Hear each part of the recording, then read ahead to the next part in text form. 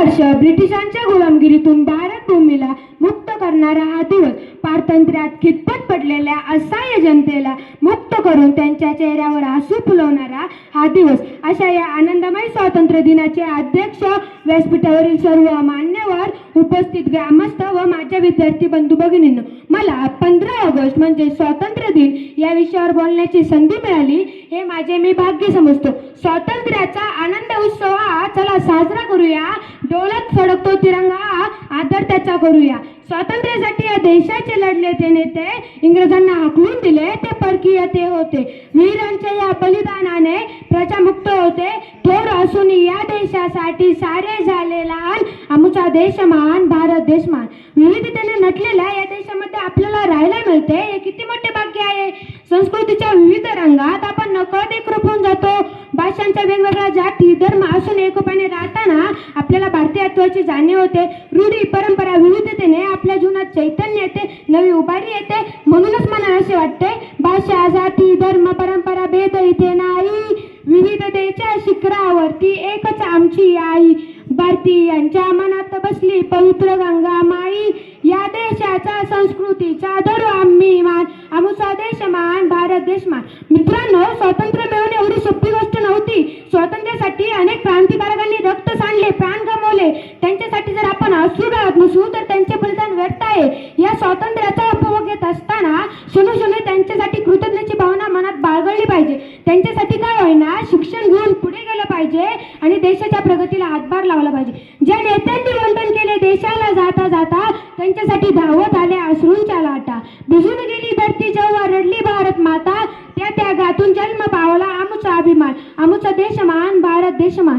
स्वातंत्र्य मिळाले हळूहळू नेत्यांचा त्याग बलिदान विसरून जातो की काय अशी भीती वाटू लागली. 80 वर्षानंतर केलेली प्रगती पाहता नक्कीच महासत्ता बनण्याच्या मार्गावर आहोत, परंतु महासत्ता बनताना नैतिक मुलांचा ह्रास होणार नाही याची काळजी घेतली पाहिजे. चोरी, खून, दरोडे, बलात्कार अशा अनेक गुन्ह्यांची संख्या दिवसेंदिवस जर वाढत असेल तर स्वातंत्र्य काय कामाचे. स्वातंत्र्याचा खरा अर्थ समजलाच नाही. स्वातंत्र्याचा खरा अर्थ स्वैराचार नव्हे तर जबाबदारी आहे.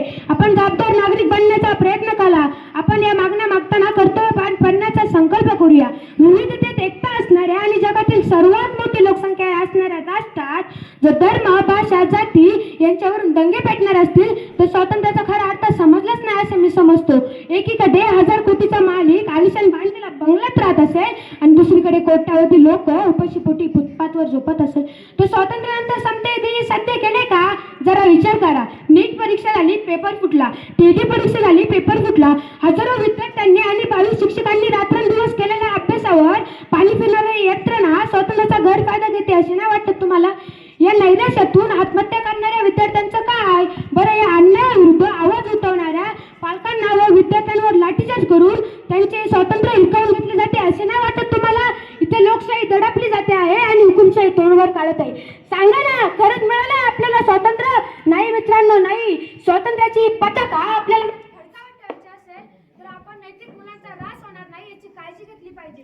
चोरी, खून, दरोडे, बलात्कार होणार नाही याची काळजी घेतली पाहिजे. देशाच्या प्रगतीला हातभार लावला पाहिजे. असे झाले तरच हा तिरंगा अभिमानाने फडकत राहीलच, परंतु देशाचा त्याग आणि शांती विकास यांचा संदेश जगाला येते. स्वातंत्र्य प्राप्त होता लहरे बघा तिरंगा, स्वातंत्र्य प्राप्त होता लहरे बघा तिरंगा, भारत माता महान सांगे बघा तिरंगा.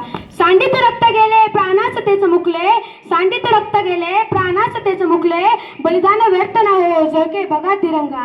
केले सहन ज्यांनी त्या मरण यात्रा, त्यागास आठवे तो गौरे बघा तिरंगा. धृलित राष्ट्र असता गाणे लईच गाता, शुभ्र केसरी हिरवा हरके बघा तिरंगा, शुभ्र केसरी हिरवा हरके बघा तिरंगा. सर्वांना स्वातंत्र्य दिनाच्या शुभेच्छा देतो आणि थांबतो. जय हिंद, जय महाराष्ट्र.